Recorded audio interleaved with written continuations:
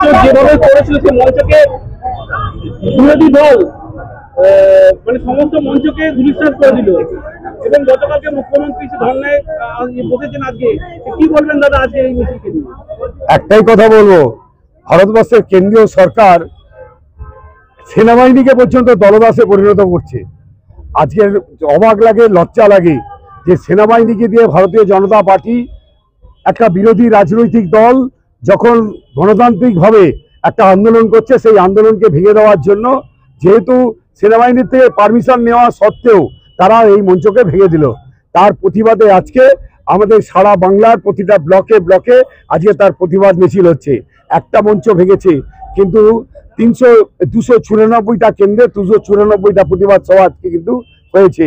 তাই এই মঞ্চ ভেঙে সেনাবাহিনীকে নামিয়ে গুন্ডা নামিয়ে রাষ্ট্রভাবে দমন করে তৃণমূল কংগ্রেসকে দমানো যায় না, যাবে না।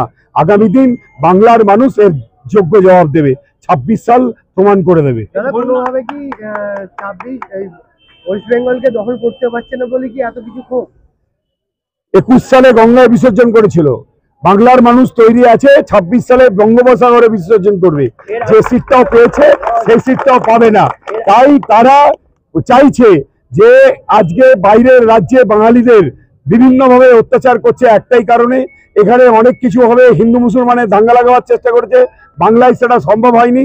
কিন্তু বাইরের রাজ্যে যখন বাঙালিদেরকে অত্যাচার করছে, মারছে, ওরা ভেবেছিল যে বাংলাতেও কিন্তু অবাঙালিদের আমাদের বাঙালিরা মারধর করবে এবং এখানে একটা বিশৃঙ্খল পরিস্থিতি তৈরি হবে এবং সেই বিশৃঙ্খল পরিস্থিতিকে সামনে রেখে 356 দিয়ে তারা এই ক্ষমতা দখল করবে। কিন্তু বাংলার মানুষ অত্যন্ত সজাগ, অত্যন্ত সতর্ক। বাংলায় সবসময় বৈচিত্র্যের মধ্যে ঐক্যকে বিশ্বাস করে।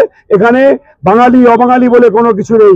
আমরা সকলে এক সূত্রে বেঁধে বাংলার মুখ্যমন্ত্রী, বাংলার নেত্রী মমতা বন্দ্যোপাধ্যায়ের নেতৃত্বে আমরা জীবন জীবিকা নির্বাহ করি। দেখা গেল সন্দেশখালী, তারপরে আবার এই বাংলা ভাষাকে নিয়ে কি বলবেন?